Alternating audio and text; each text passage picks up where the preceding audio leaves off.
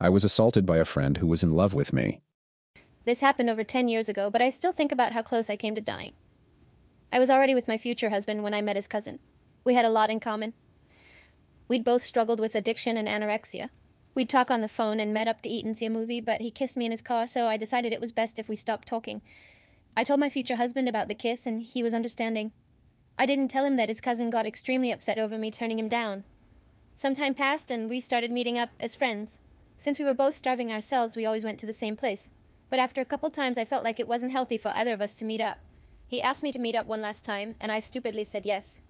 We went to our place, and during dinner, he was talking about his apartment and job, how happy he could make me.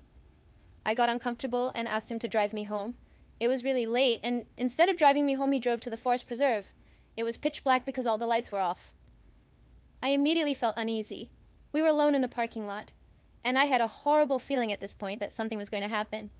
He parked and turned off his car, then looked at me and said, "We were meant for each other." I didn't want to upset him, so I just said that he knew I was engaged and that we were just friends. He had a history of violence, so I was terrified. He started getting really upset and almost crying. He said that he loved me.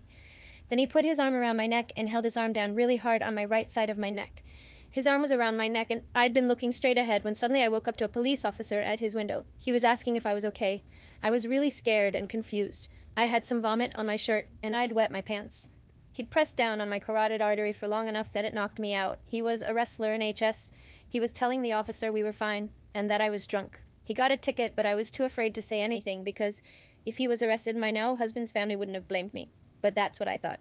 I said I was fine, but I wanted to go home now. I thought if I said it in front of the officer, he would drive me home because he took our names and he wouldn't risk trying something else. So he drove me home and didn't say anything. I don't know if he was trying to kill me or just got so upset he went way overboard. Regardless, he almost did kill me, and it really fucked me up. A person doesn't vomit and wet themselves after a neck compression unless they almost died.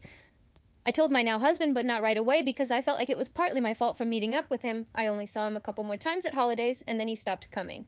But he didn't dare speak to me after what he did. If that officer hadn't shown up, I don't know if I'd be here.